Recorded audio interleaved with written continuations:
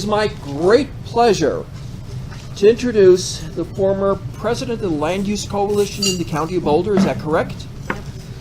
Who has decided to take on the task of becoming a semi-expert, or not an expert at all, but at least her own particular view of what she calls climate reality and renewable energy generation. So let us give a big round of applause to somebody who's put an enormous amount of work into this presentation. I've already seen this and it looks really good. I want to introduce Betty Gibbs. Oh, Betty, let's get that close to your mouth. Okay, excellent. Okay, my first comment is this is about renewable electricity generation, which is a little different from energy generation. Okay, first I'll say a little bit about myself. I'm a mining engineer, and I've worked in the industry since 1969. So a lot of my orientation is numbers. So I like numbers associated with things, and if somebody says something, I say, okay, what's the data? So that's basically what I've done here.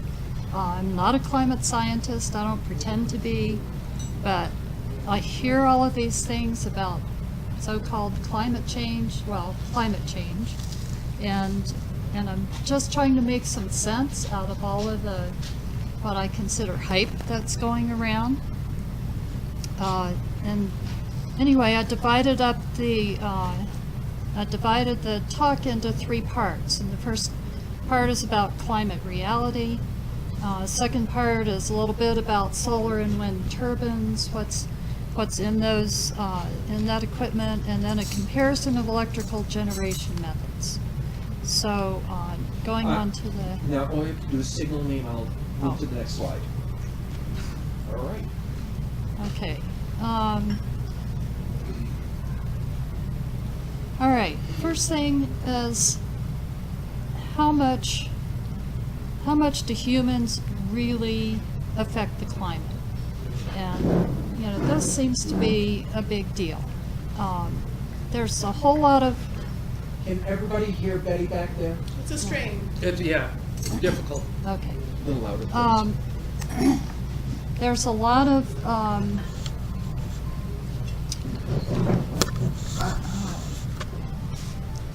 of talk about that humans are causing climate change. So the first thing I do is I look at climate change historically, and over the last, say, 60 million years or so, the climate has varied from very, very, very cold to very, very hot.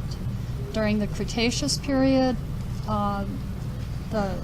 almost the whole Earth was covered by vegetation, and the temperature at that time.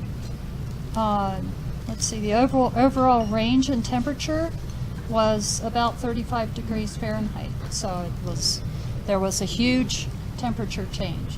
And some of these graphs I'll show you, it shows temperatures over a period of time. I think that what I found out from most of the reading that I have done is that the variations in climate are mainly due to Earth natural processes in the Earth, changes in ocean, et cetera, and that basically humans do contribute some to that, but not as much as you think, or not as much as we've been told. Okay, next. The next question is CO2 a pollutant? Because this seems to be what is being used as the big stick to say humans are responsible for climate change. And we have kind of a yes and no answer to this. In one respect, CO2 is essential to life on Earth? Yes.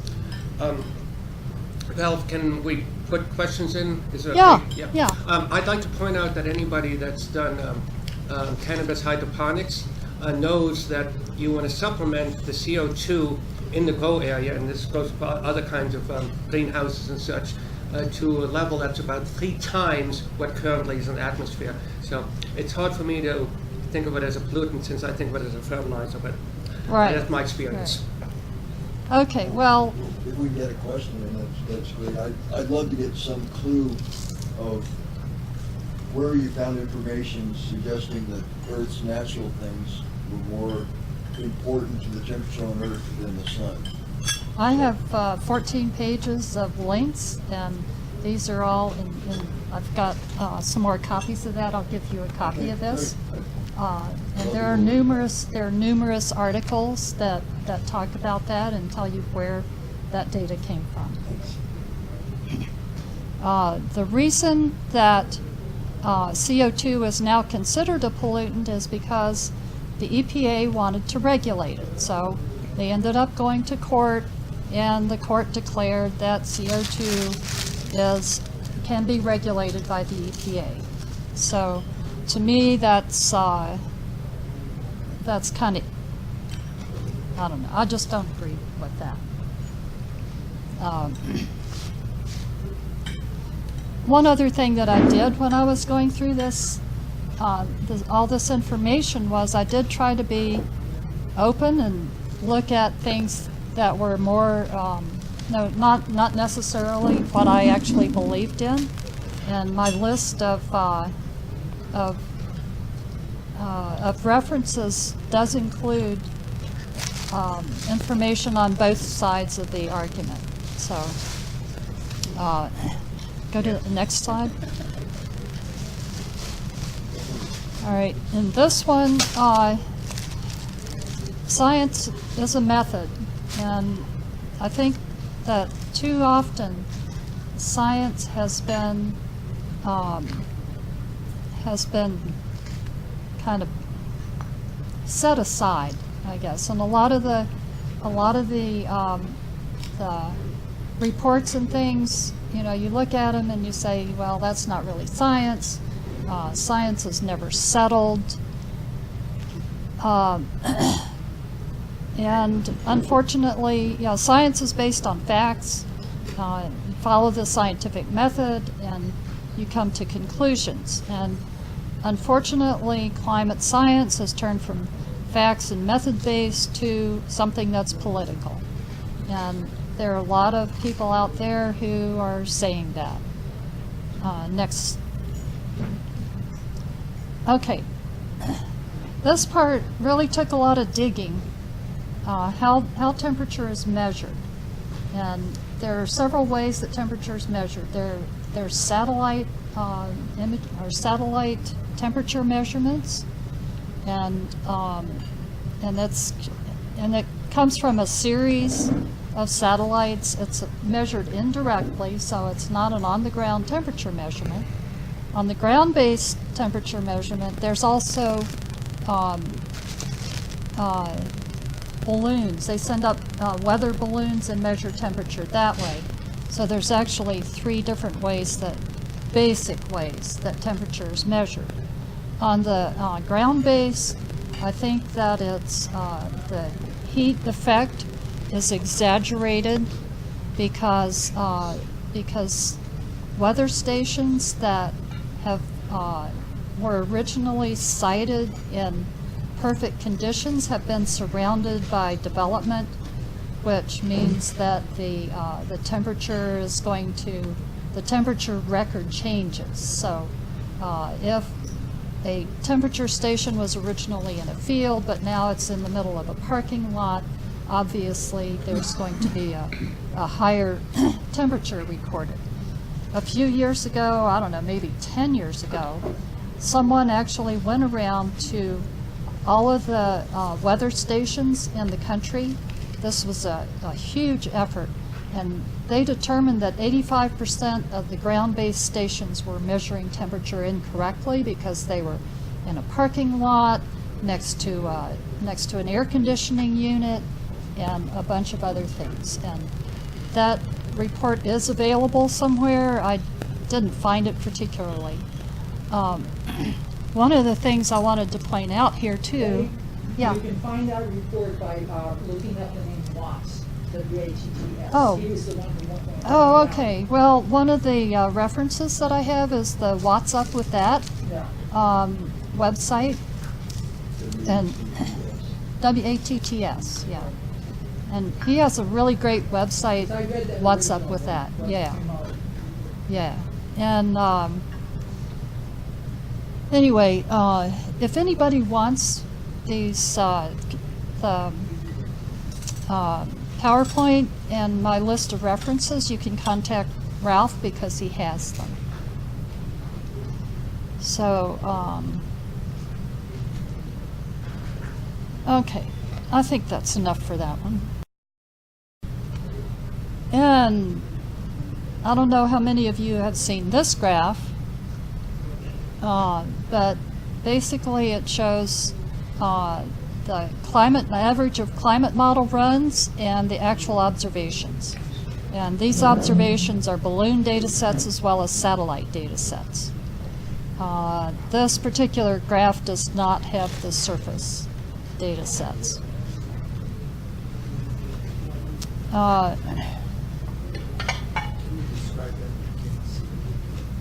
Can you describe what it's? Yeah, basically what it says, this is a projection. It starts in 1975 and goes through 2025. And at about 1995, the model, and that's this point right here, is projecting that from there's going to be a huge rise in average temperatures. And that's because they model that CO2 has a direct effect on the temperature. And The other name for this chart is the hockey stick. no, this isn't the hockey stick. Well, it looks Well, it's part of, it's sort of like that. But Michael Mann's hockey stick is another whole thing. And then the lower part of it there are the actual measurements up to 2015. So, to me, that's a dramatic thing. See, there was something else I was going to say about that, but May I ask what the different contributions to global warming of the gases are? I think H2O is over 50% and CO2 is like 6%. CO2 is 0.04% of the atmosphere. Right, but its contribution to warming Is by the environmental activists massive, and in actual scientific package a minor contributor. yeah, water vapor is a large part of it. The temperature of the ocean is a big contributor, and I don't remember the exact numbers on how much CO2 contributes. But I've also seen a lot of graphs where it plots temperature and CO2 concentration, and these are from ice cores in Greenland and Antarctica, and those show that mostly that CO2 lags temperature change, temperature increase. Yeah. The other thing to keep in mind is that ice cores are systematically biased because they don't take into account the CO2 that dissolves into the ice. They merely measure the bubbles trapped in the ice. And so it is not a historical apples-to-apples comparison. We started measuring CO2 directly in 1958, and that takes into account the full measure of CO2, not the diminished measure of the older numbers.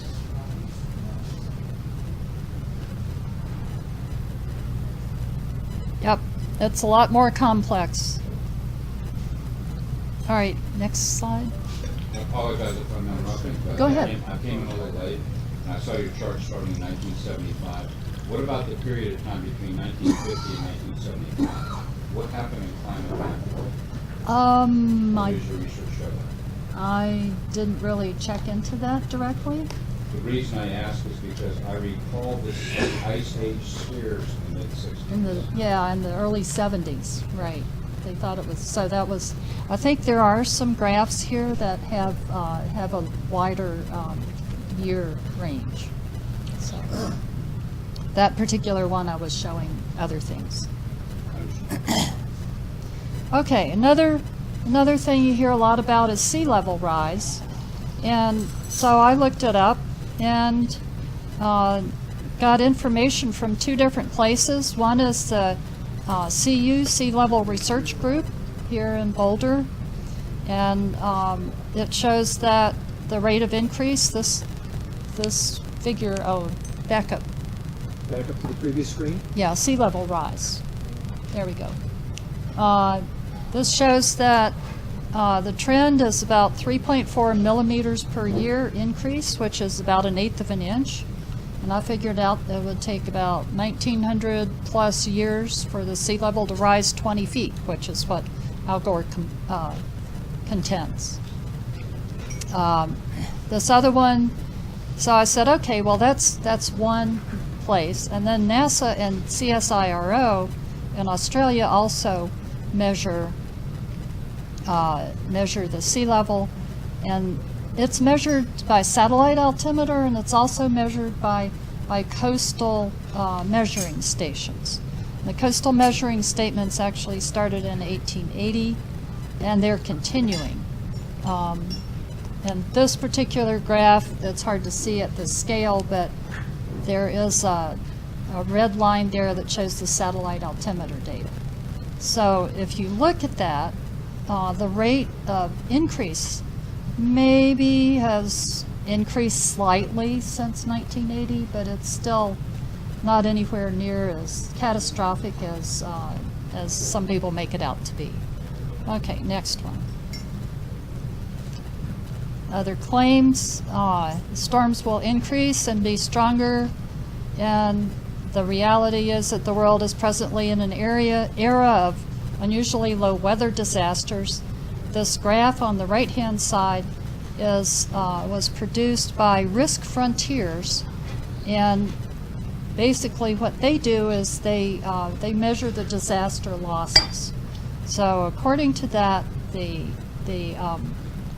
storm damage decreases, and that's even with more development in coastal areas. Tornadoes and flooding show little to no indication of being more severe.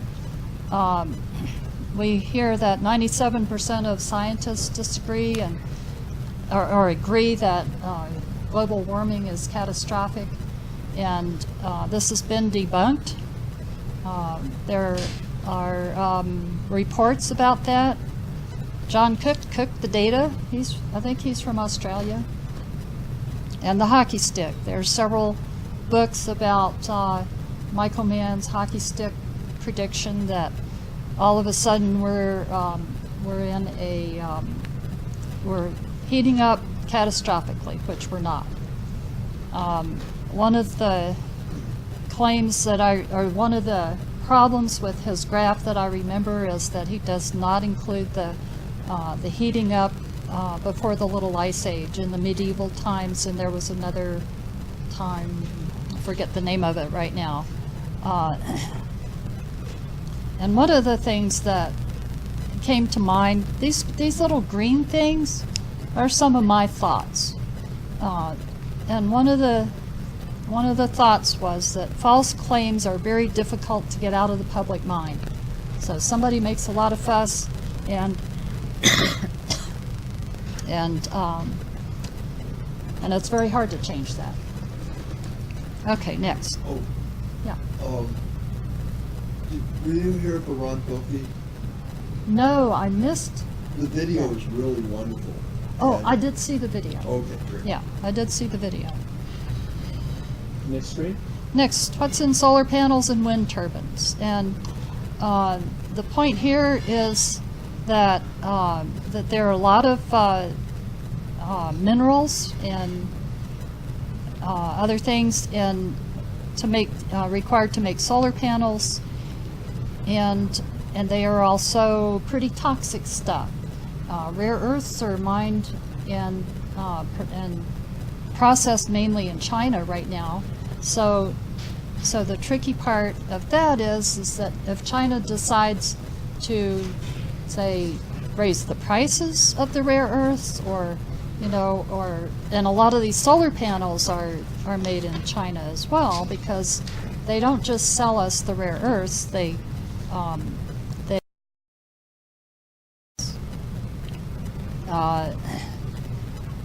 next, recycling is another issue that's coming up.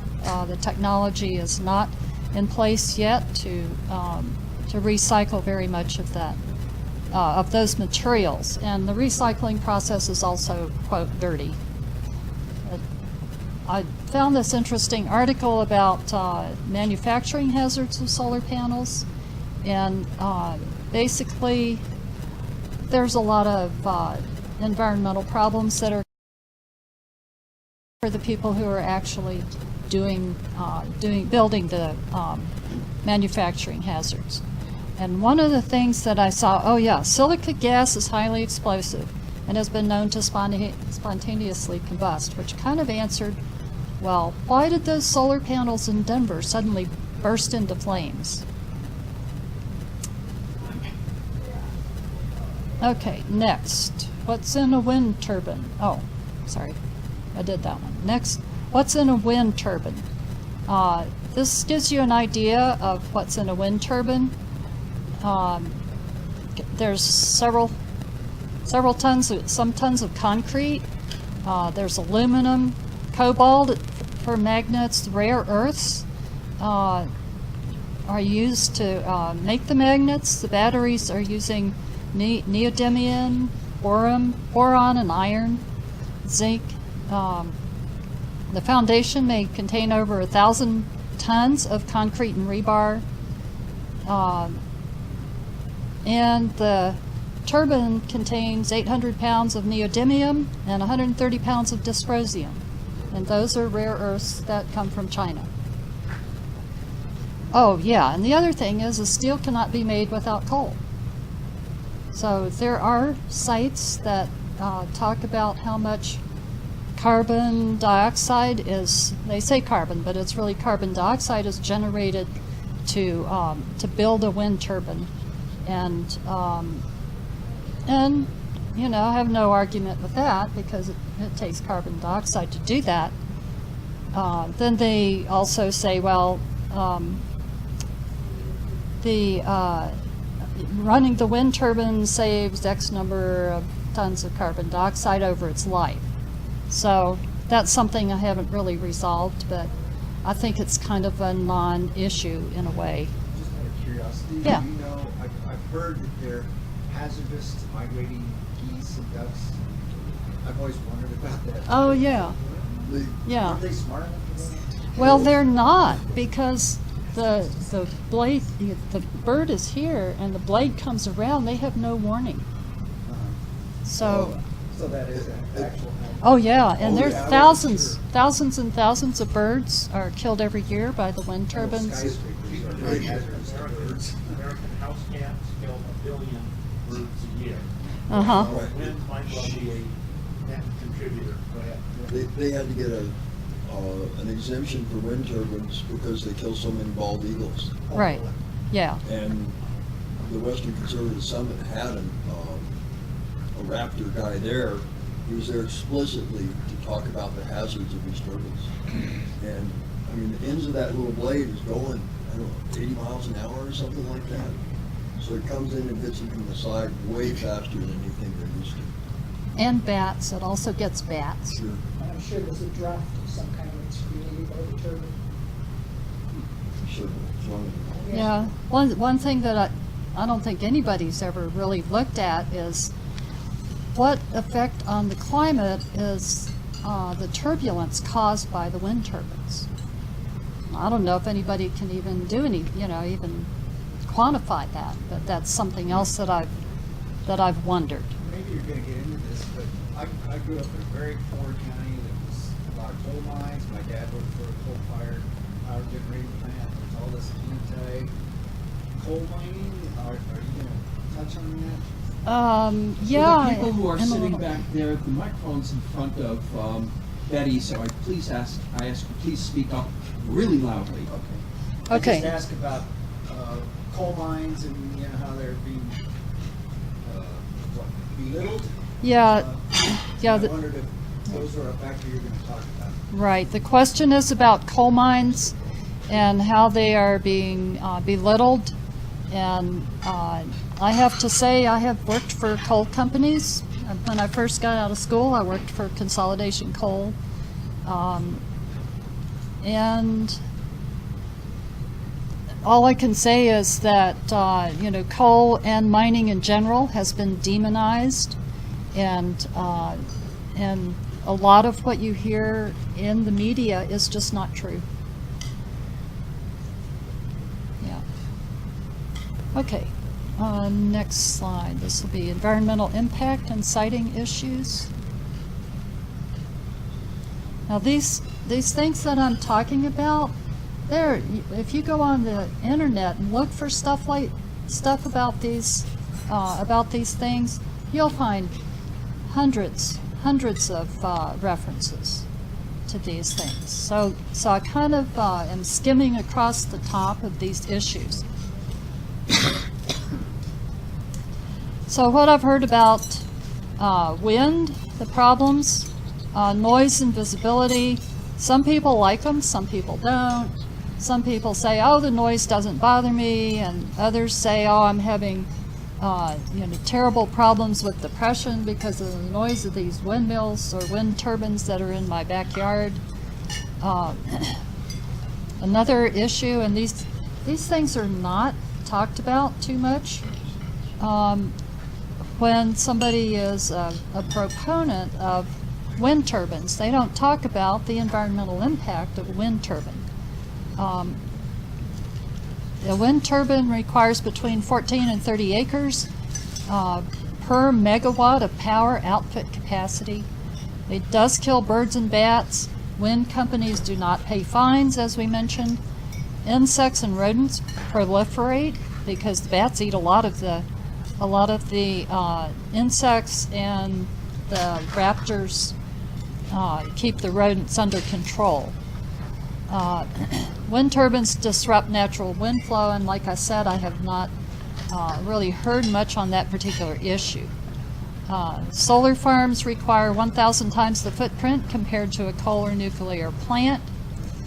And another thing that will show up in probably some of these later slides is that solar panels and wind turbines have a much shorter life than originally thought. So if you go to one of these solar companies to say, I want to put solar panels on my roof, they'll say, oh, well, they'll last 20 to 25 years, and in reality, it's more like about 15. Okay, next slide. Next slide is just a graphic showing the comparative land requirements for so-called carbon-free technologies and nuclear. And coal plants are about the same as a nuclear. The other thing that I've read is someone who's a wind and solar proponent will say, oh, but coal mines tear up a lot of land, they do this, that, and the other, but then they don't say anything about the environmental impact of building and locating solar panels and wind turbines. I see on your chart, the wind is about a third of the chart, but there's also a lighter blue that's another portion of the chart, like a fourth of the chart. Yeah, I'm not real sure what that means. So for the people who can't see the screen, it's about 75 to 80% is wind and wind related. Solar Right. is about 15%. And Yeah, nuclear- 17 to 28% solar. 10%. Oh, those are the capacity factors. Oh, I'm sorry. And these are the square miles needed for 1,000 megawatts. Is 260 square miles, and it's The reason that there's a range here is that they measured actual sites.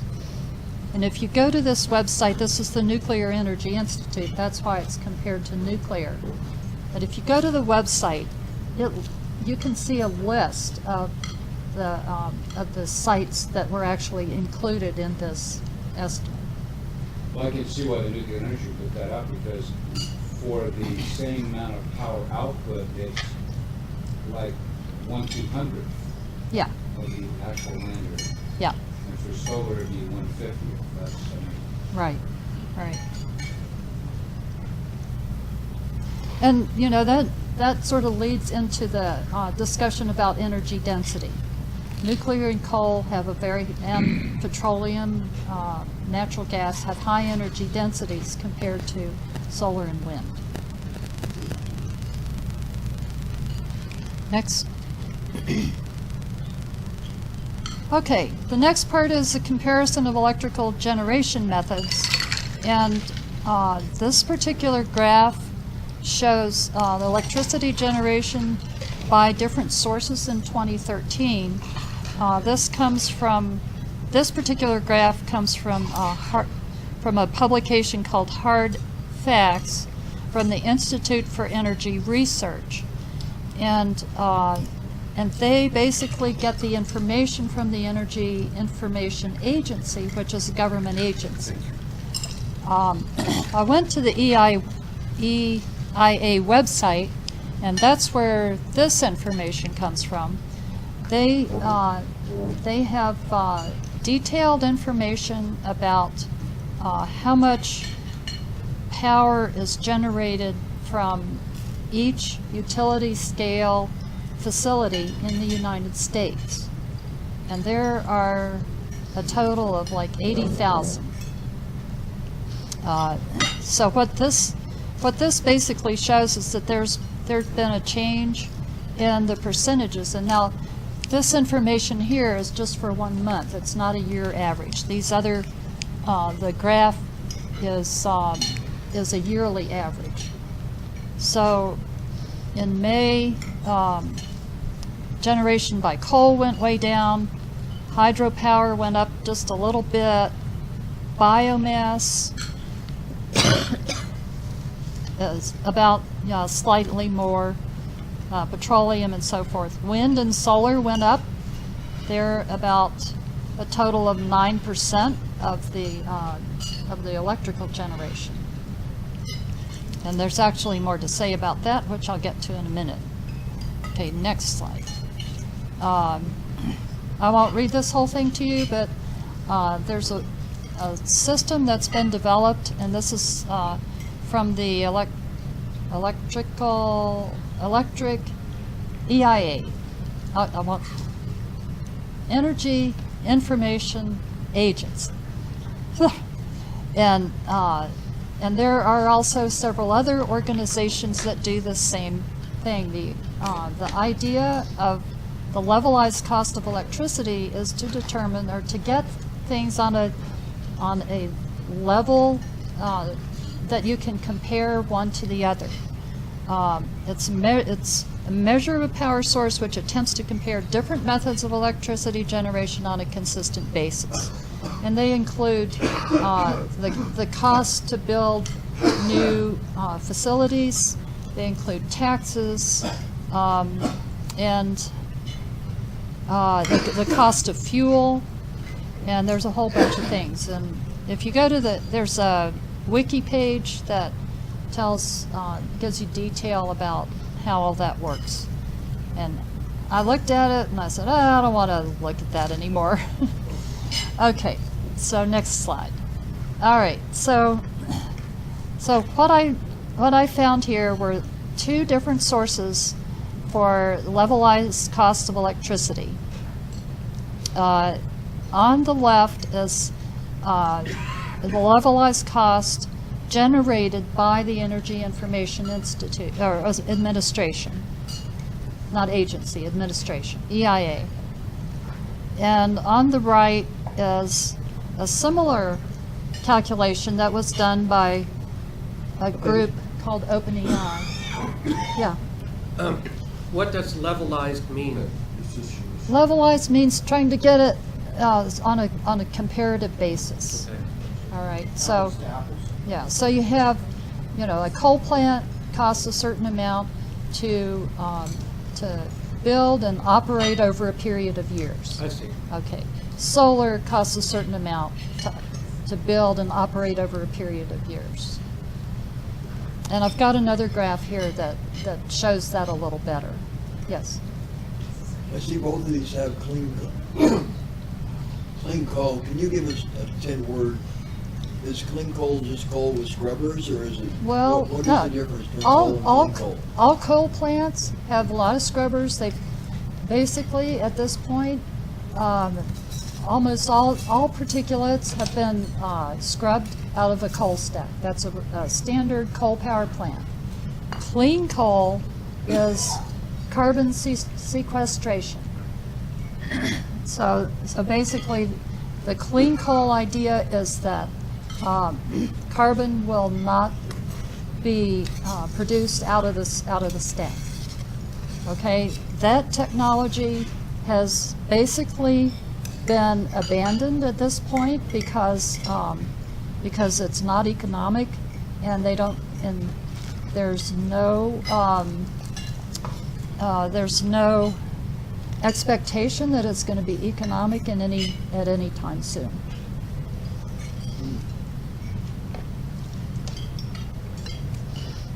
But it's still in here. Still in the calculations. So basically what I see here is that wind, price of wind is on a levelized basis 6.6 cents per kilowatt hour, solar is 18 cents, solar voltaic is 37 cents. And that's from the EIA. The OpenEI is a little different. Onshore wind, they say, is 7 cents per kilowatt hour. It was also kind of hard to find numbers that were comparable because everybody uses, they all use like a different scale. Which one's the least expensive? The least expensive right now is, conventional coal is, according to the Energy Information Administration. The OpenEI, the cheapest was natural gas. Betty, Yeah. I've heard that photovoltaic has gotten really cheap, just economies of scale and such in the last couple of years. So how old is that chart there? This is 2014. Okay. It's on 2014 prices. Okay. So, yeah, current stuff is a little cheaper, but the other point that I'll be making too is that wind and solar are not standalone sources because they are intermittent sources. Yes. And you always have to have some kind of backup. And Yeah. that backup is coal or natural gas or nuclear. So, so in my view, you have to add the costs of those to the cost of solar. Good point. And Yes. and then the other point is that solar and wind are heavily subsidized by us Yes. as taxpayers, and that sometimes that cost is not included. So I got a call once that said, "We can put solar panels on your house and it won't cost you anything." And I said, no, because I do not. I think it's immoral for somebody else to pay for solar panels on my house. I see. Betty, I believe, did you have? I was just going to say, you always want to run a multivariate analysis that has different factors contributing. That's one of the reasons we favor choice of power, so that the optimal mix comes together. Solar should be benefited because it replaces peak electricity generating costs. Wind is more variable and tends to run better at night. So they're not comparable, but I agree with Mike, the costs have been coming down. However, those costs tend to base it on 25-year expected life when it's more like 10 to 15. Right. Yeah. They include nuclear in that? Yes, nuclear, nuclear's about 6 cents from the EIA and about 8 cents from OpenEI. Okay, so it's close comparatively cheaper. There Yes, was an still. outfit that used to be called Hyperion that has changed their name, that had gigantic nuclear batteries that fit on a semi-truck that they did for the DOD. And they were going to make that a public product for, one of these would run 20,000 homes. And they're still in the process of doing that. That company's still out there. I'll have to find it. Yeah, I did read there was an article in Discover magazine some time ago that talked about some absolutely wonderful batteries that only cost $100,000 per kilowatt hour. This is probably a question that just displays my ignorance, but I'm always wondering, why do we need to convert oil shell into fuel or gasoline as opposed to just burning it directly as we do with coal? Right, there was some research done quite about in situ gasification of the oil. That's what I meant. Is why do Yeah. we need to gasify it? I just don't know. Well- as opposed to burning it directly like we do coal. It's locked Because- into rock. Yeah, And it needs to be separated. has to be separated. Oh, okay. Yeah, has to be separated. Yeah. Got 1 trillion barrels of oil locked in rock in Colorado, and we have no efficient means of getting it out. And the shell doesn't burn very well if you throw it into a barbecue. You barely sustain a flame. Go. Okay, next. I'm going kind of long here, Ralph, so. The flavors, no, the monkey Yeah. balls that come off are really good for your health, so. All right, here's another picture of levelized cost of electricity. This is from a group called Institute for Energy Research, and it shows you, it gives pretty much a similar result as the other things that we saw. Hydro is one of the cheaper, and that's hydro is if you have an existing hydro plant, but if you have to build a new dam, the cost of hydropower goes from $35 per megawatt hour to $122 per megawatt hour. So, and wind in this case is $107 per megawatt hour. PV solar is $140. And this is from 2015 data. Okay. The conventional coal is about $40. Natural gas is 88. And the tricky part always about natural gas is that the price fluctuates a lot. With coal, you usually get a contract that, like for 25 years and the price doesn't change. So natural gas is a lot more volatile. Okay, next. And here's another chart that's pretty confusing. It tells you about the same thing, but I stuck it in there. Okay, next. The other issue is dispatchable sources versus intermittent sources. Dispatchable sources are the ones that run constantly, like coal, natural gas, nuclear, and hydropower. Intermittent sources are wind and solar. And this one, Institute for Energy Research estimates that wind power costs 75% more than coal power. With backup, wind power costs 142% more than coal. And storage batteries can extend the life, etc. But batteries are not big enough or strong enough yet to really make much of a difference in the wind and solar area. and lithium is a big component of batteries, and that is, lithium is in short supply. I think last year, let's see, I was looking up some data on lithium, and if anybody's interested, I have USGS mineral commodity summaries that tell you where all of the minerals are mined and how much they are and so forth.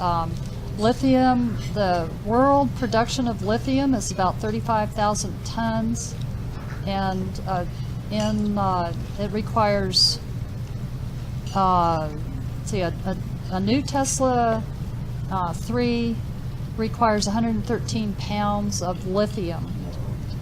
So you can kind of figure out how much lithium is going to be required to make 500,000 Teslas. Okay, next. This is just electricity rates by state, and it shows if in the Northwest, there's a lot of hydropower in the Northwest. It doesn't show up there too well.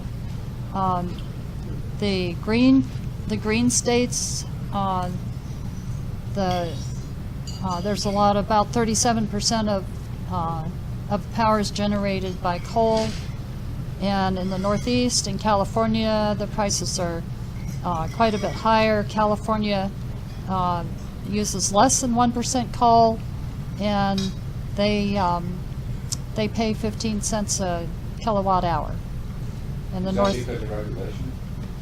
yeah, California has a regulation that they will have no coal power plants in the state.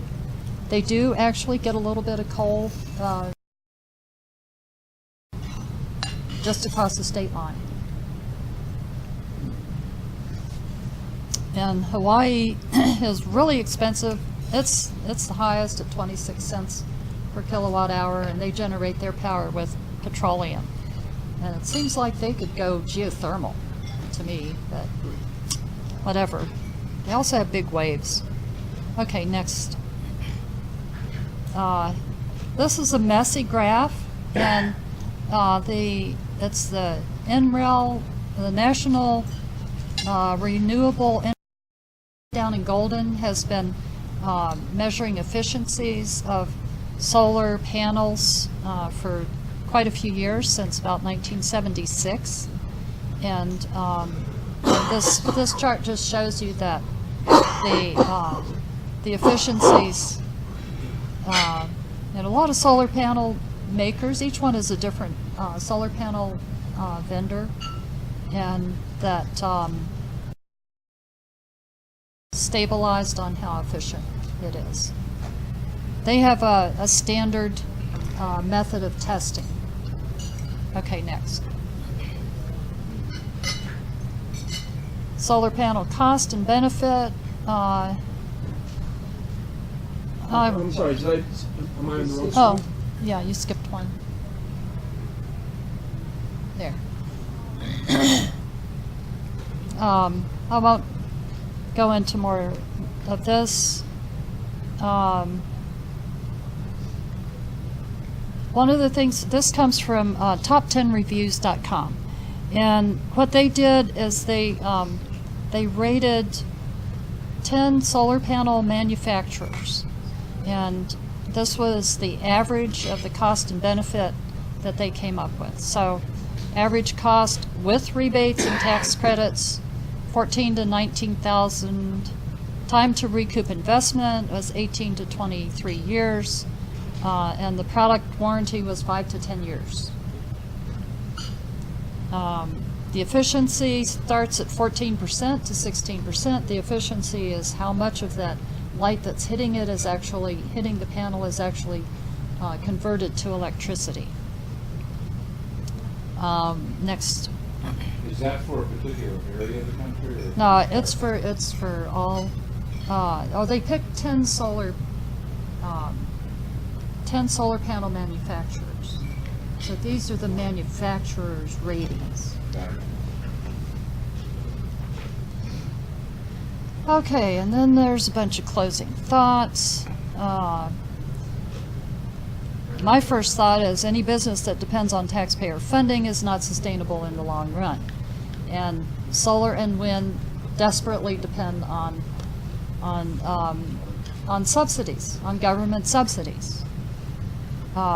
Another thing, generating electricity 100% with renewables is physically impossible at a utility scale. And there are 5 cities, including Aspen, Colorado, that claim 100%, that they generate 100% renewable energy.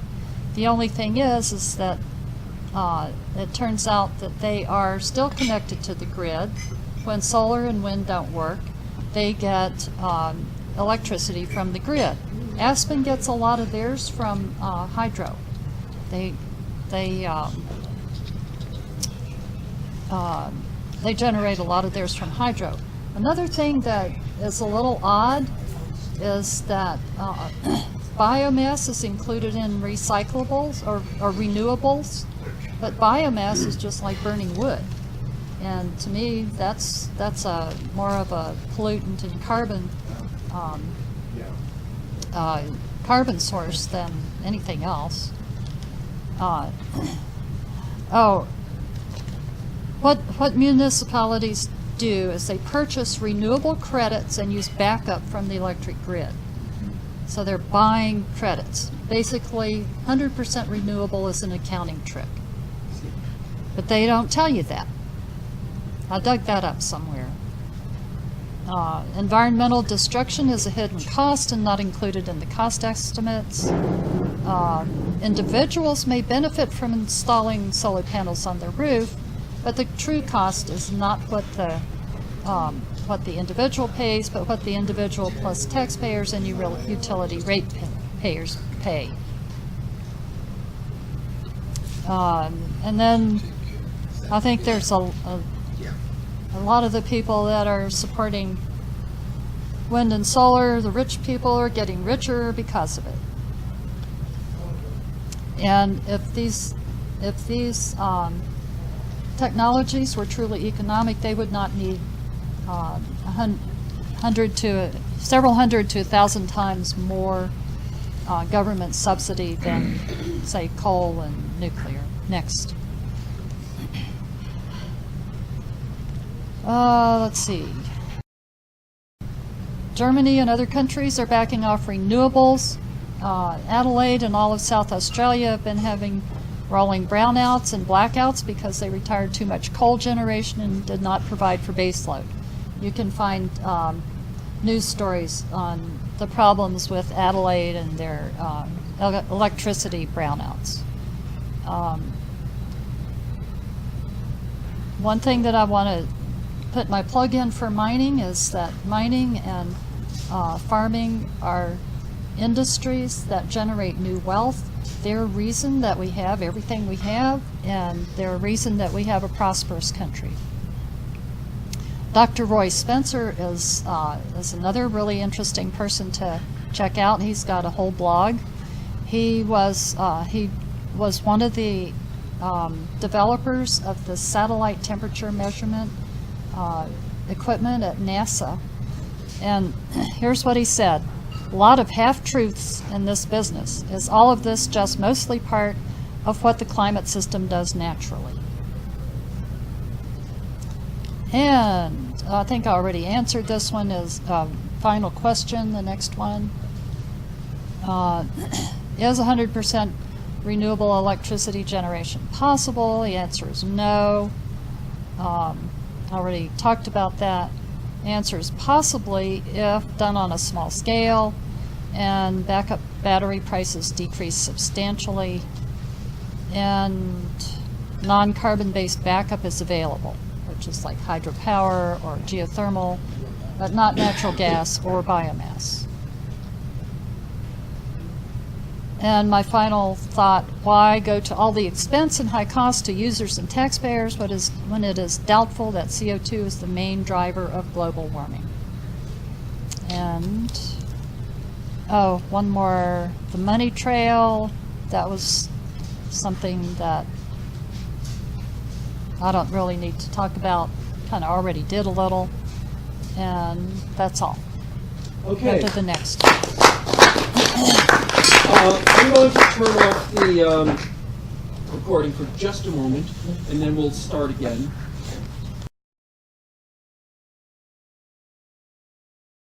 The recording has started again. First of all, I want to say thank you so much for that awesome presentation, Betty. I think she got a round of applause before. I think she deserves another one. Having said that, are there any questions for Betty? All right, I saw Kate first, so Kate, go ahead.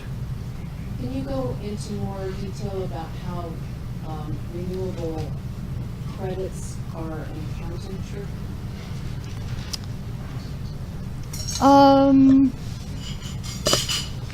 Yeah, No, that. I don't think that's exactly what Betty said. Can I jump in for You you? can go back to the slide if you would. Yeah.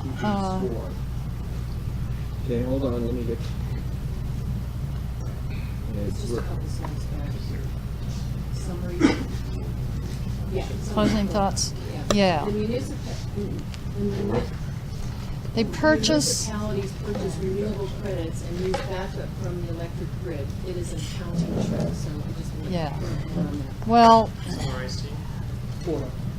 it was something that I read in one of the articles, and basically it's that when you buy quote renewable credits, it still comes from the grid that includes all of the different with electricity generated from all of the different methods. So it would include coal generation, natural gas, nuclear, and all of that goes into the grid. So what you're doing is really paying extra, and including the solar and wind. They go all into the grid, but once that electricity is in the grid, it doesn't get sorted out.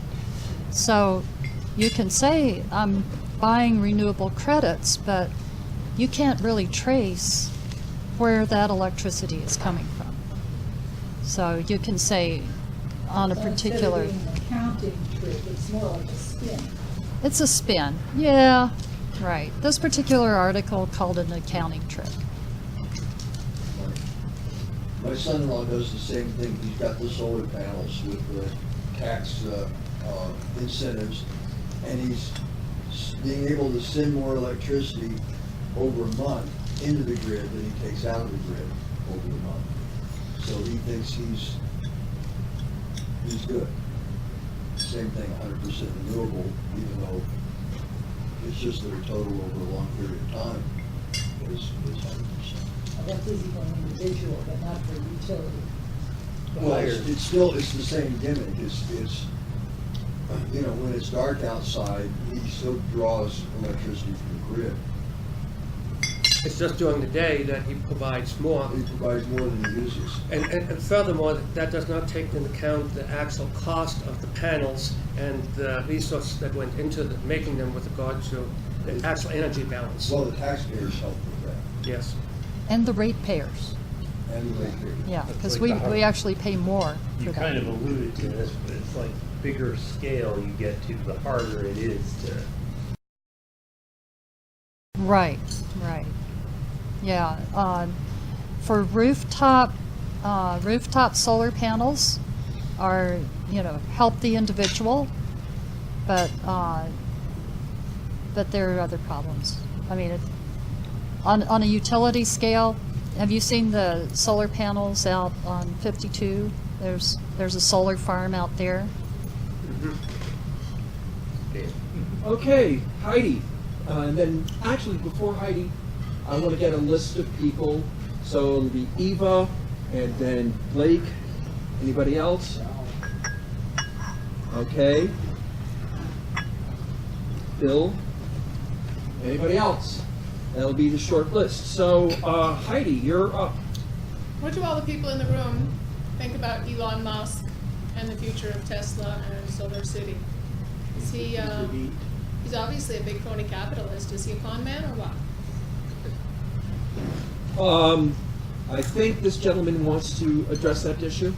Please speak up loudly. Elon Musk is the team to beat. He has done it with a leg up from the taxpayers. Guaranteed loans for Tesla, a whole bunch of different things, and of course every electric car is subsidized. On the other hand, he is pioneering a method that is probably the correct one going forward.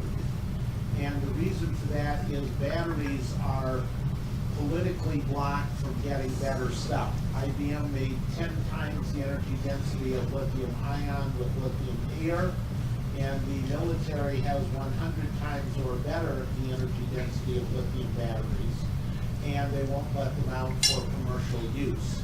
So he's onto something. He's getting smarter as he goes along, and electric cars are basically a superior way to go. And so he's merely cheated to get into the 3 games that he's playing. We have Eva next. One of the things that was touted for quite a while, particularly in discussions I had with a friend of mine who does have solar panels that they got subsidies for, et cetera, is whether or not the technology for thin film on your windows, et cetera, is actually there yet or not. Did you see anything about that? Yeah, I think it is. I think thin film comes out pretty well, but I think it's more expensive than the standard solar panels. Right, but in the You long can run, find in the 25 years that they claim that your solar panel will last, it will long since have been outpaced by the thin film. Yeah, and there's also it's not likely to last 25 years. Sure.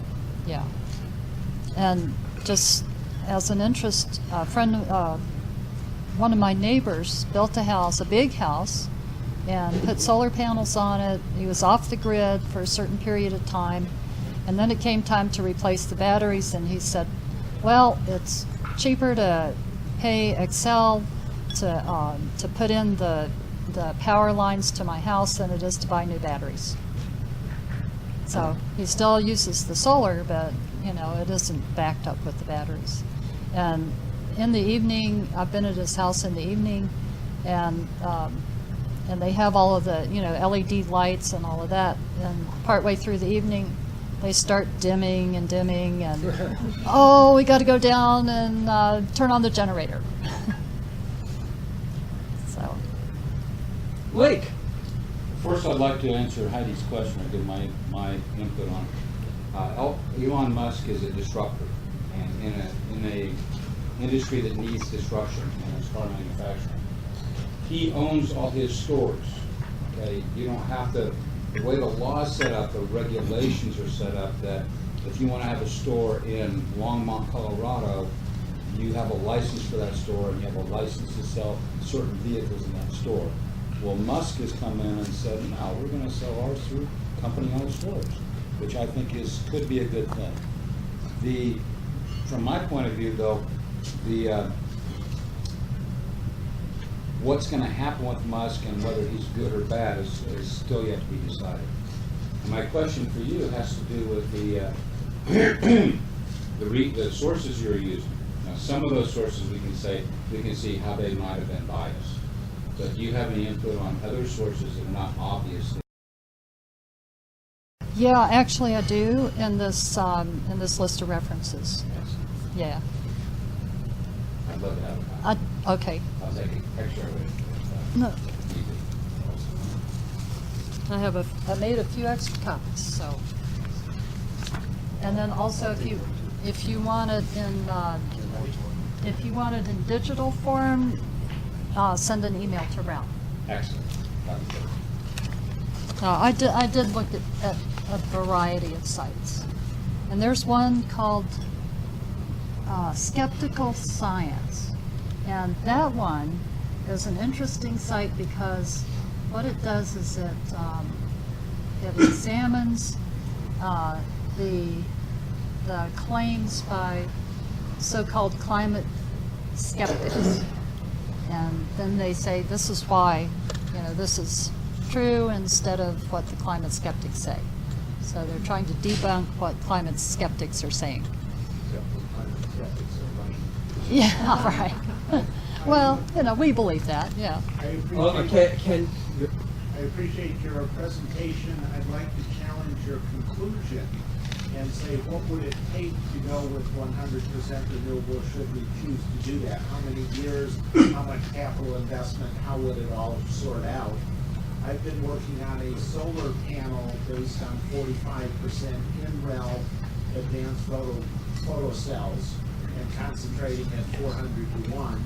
It comes out very favorable compared to current industry, and ours would last 25 years for sure. And we want to put them on horizontal poles between utility poles in parking lots.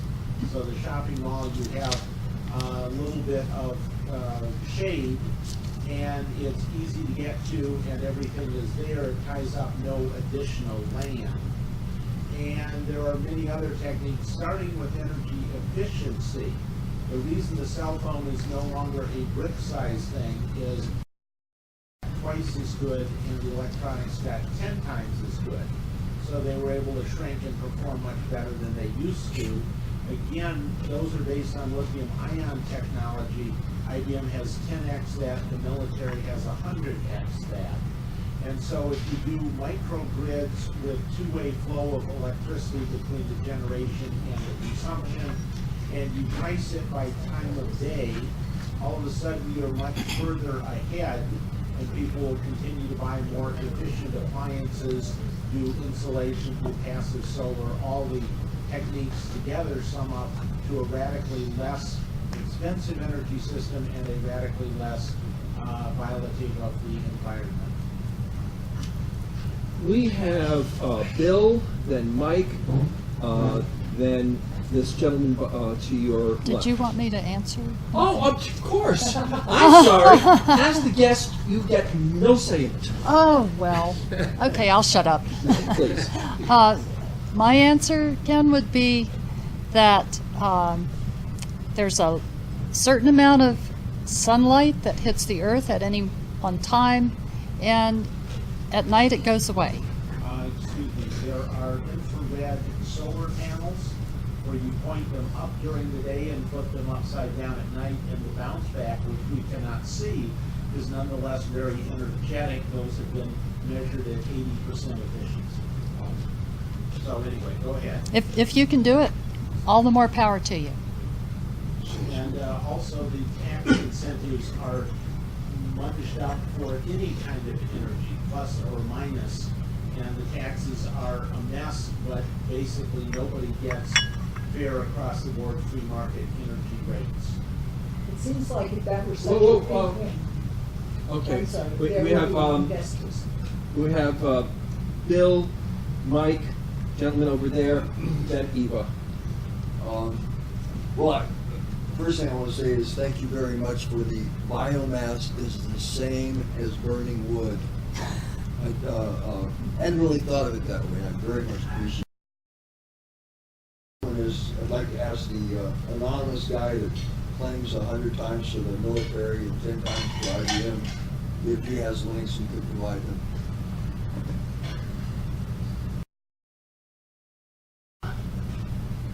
We can discuss that later, but I am quite confident of my sources, and I do not have any access to this. All right, hold on. We're swinging the camera around to Mike. Hold on 1 second, Mike. Go So I ahead, can get Eva. you. Go first if you're so inclined. You sure? Yeah. Okay. Oh, hold on. Who's Eva? He's dumped it over you. Swinging it over to you. Go ahead, Eva. One of the things that I wanted to mention is if this new technology that's available is such a big win, there should be investors lined up so that you don't have to rely on subsidies. And if there are no investors, then that kind of tells you that nobody thinks it's going to work. I happen to believe there are investors that will be the future of energy going forward. However, IBM has had many things years in advance. This was demonstrated 8 years ago, and IBM is just a very sleepy big company. All right. We have the gentleman to the gentleman's left. Okay. Just wanted to say, in terms of the skeptical science side, that was implied by the comments already. obviously it's not actually skeptical. Any skeptic should cringe at the site because it's full of straw men and poorly argued points that ignores what climate skeptics actually say.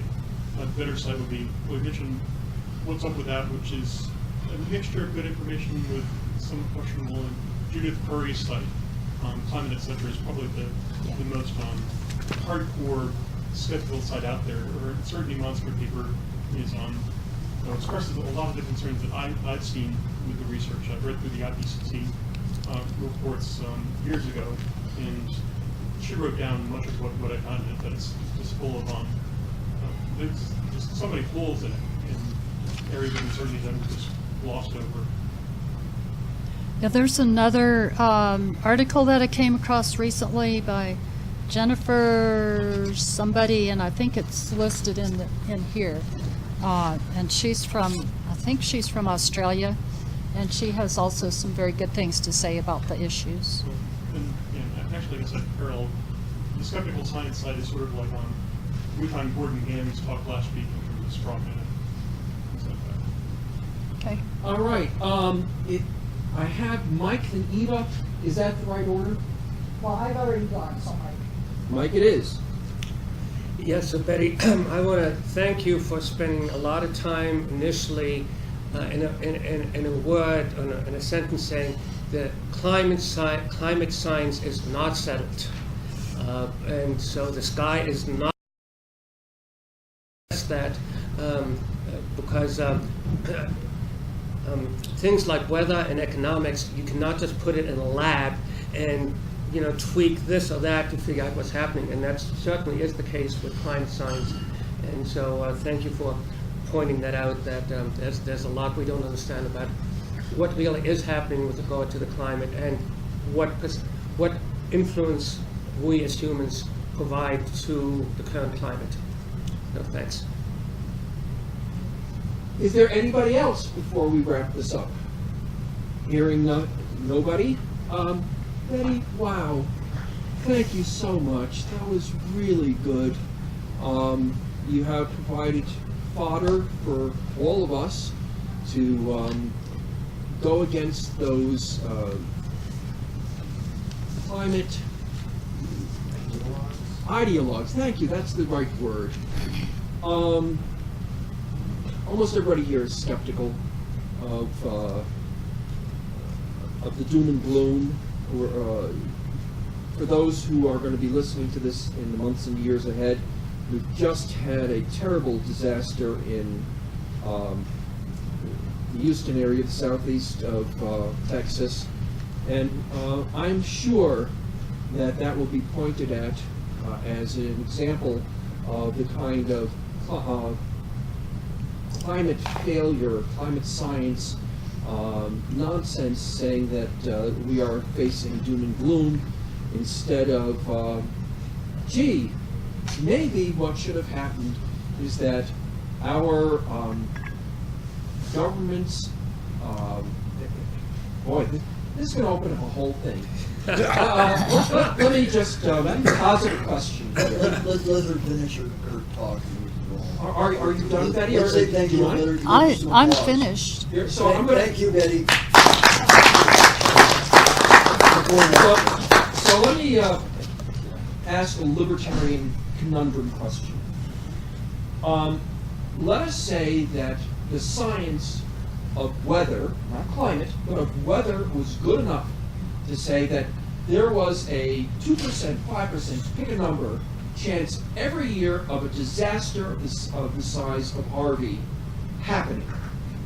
Should a government, if you will, or what organization should have said, hey, you live in an area that has absolutely no drainage, in which the possibility of a weather system just stalling over you, loading 50 inches of rain, is about to hit you.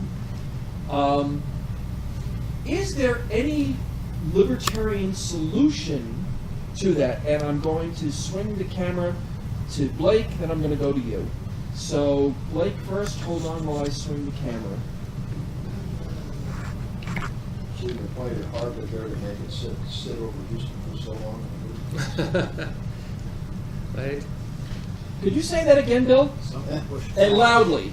The government may have been a contributor to the severity of the Harvey storm. Certainly, many people believe that they used HARP to make it worse. So they may actually have been a negative factor. HARP being a climate modification weapon, among other things. Blake, you're up. I'm not sure how to follow that. You don't have to. So, you're asking for a libertarian solution, but I think it's just a practical solution.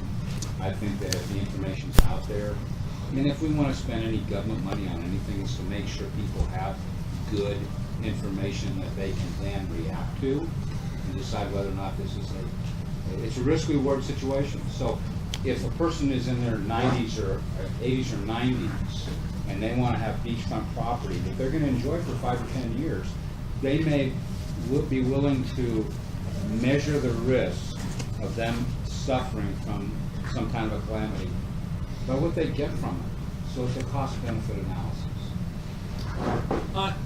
Do you mind if I respond? Go for it. Okay.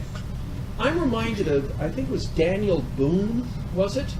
Who was a member of the U.S. Congress.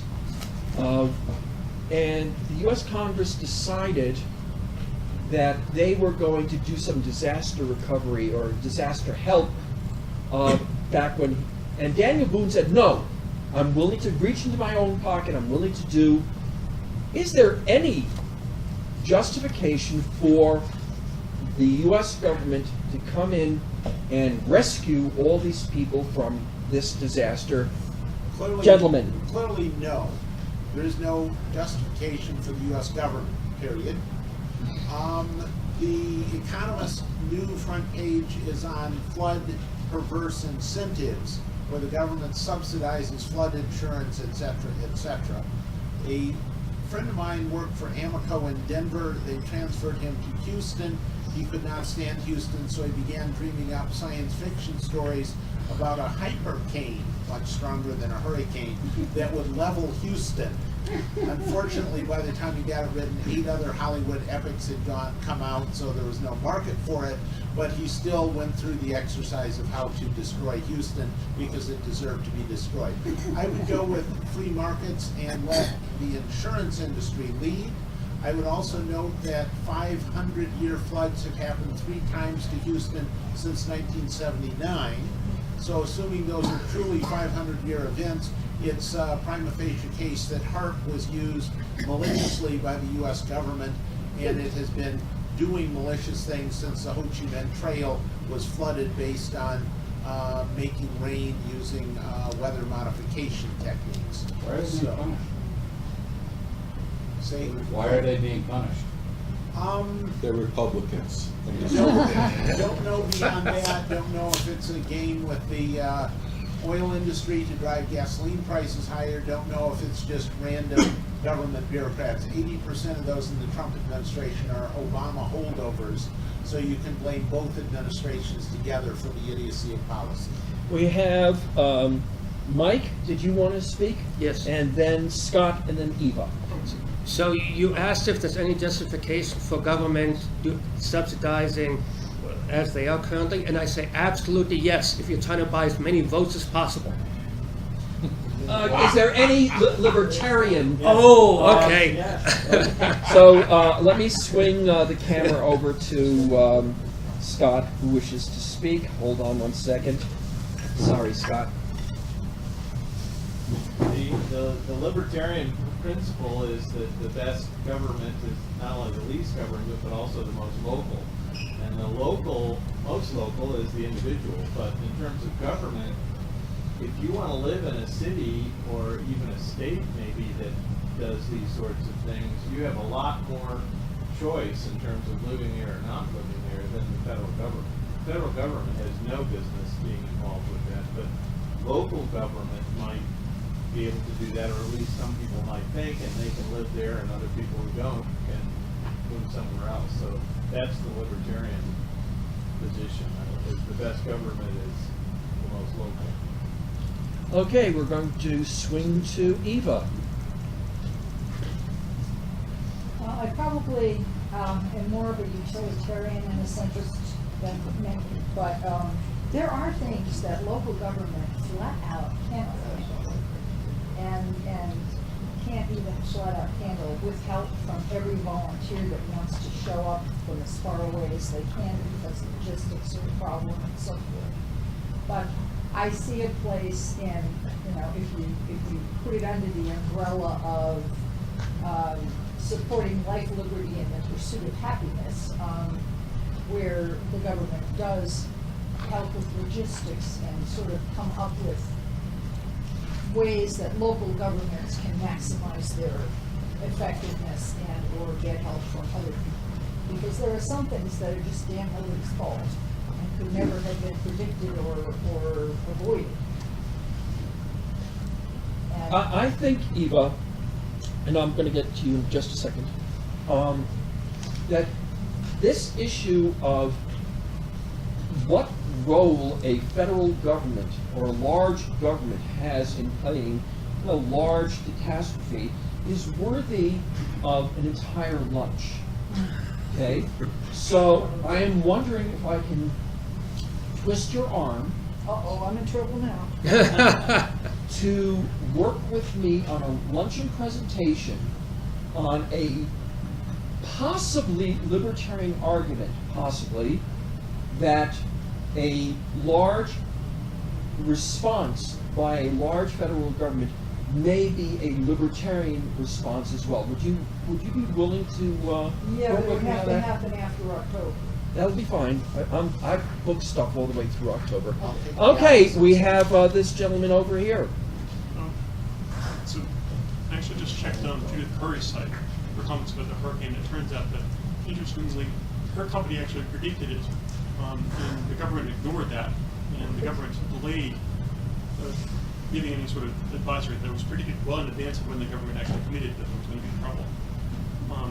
And in terms of the government's response, obviously I agree with the comments in terms of the government shouldn't be subsidizing flood insurance and things like that, and that's part of insurance is intended to cover major expenses like you were talking about. That's the point of insurance is that it should cover disasters. It should be, the prices should be set at a level that will cover handling disasters.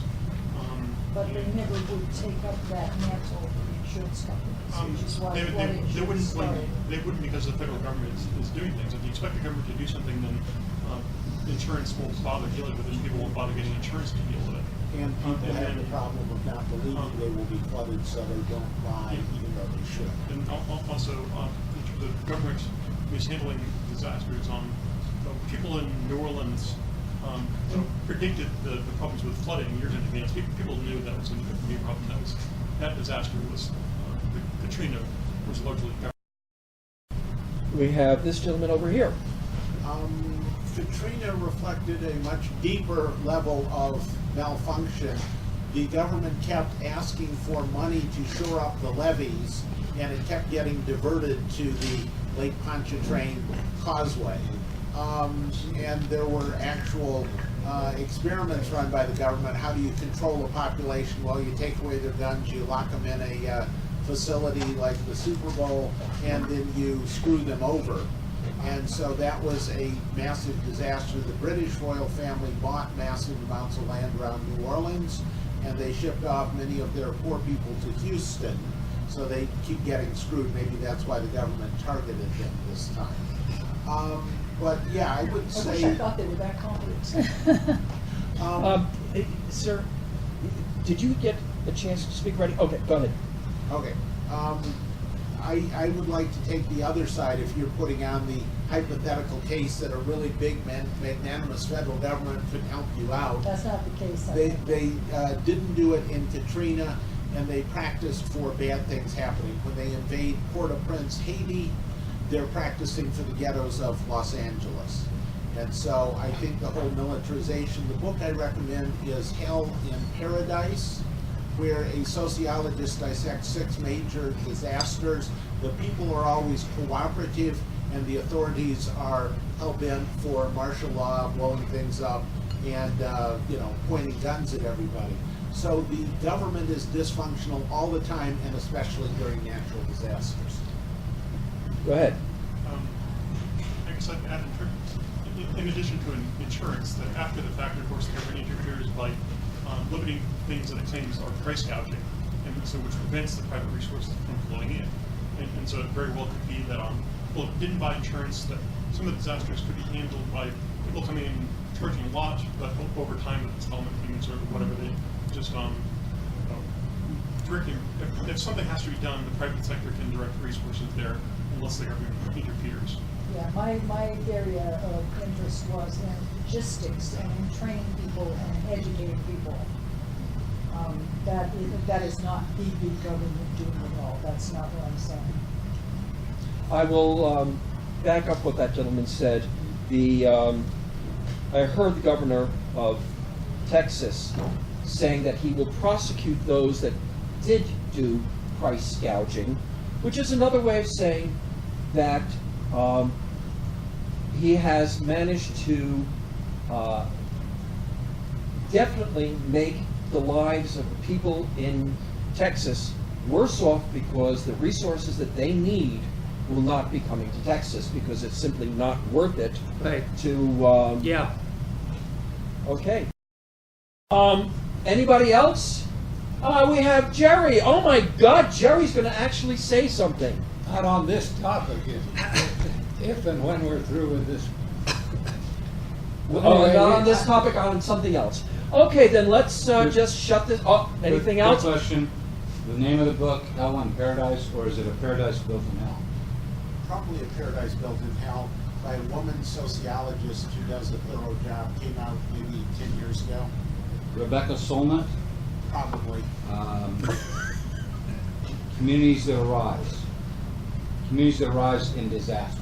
Yeah, that's the one. Thank you. The mayor of Houston happens to be a Democrat. He said no evacuation, citing previous evacuations that have trampled some people. And so he's largely responsible. He wants Donald Trump to look bad. And I think the Democratic mayor of Houston looks bad. And I will wrap this up by saying what one local official, I don't remember the name of the official, said. If you stay in this area, please write down your Social Security in ink on your arm because you are going to die. So, On that note. well, except that he's probably right. Yes. Okay. Okay. Last time for a round of applause for Betty. Thank you so much. And everybody give yourselves a round of applause because you made some very wonderful comments. What was Jerry going to say? And then I'm going to stop the recording and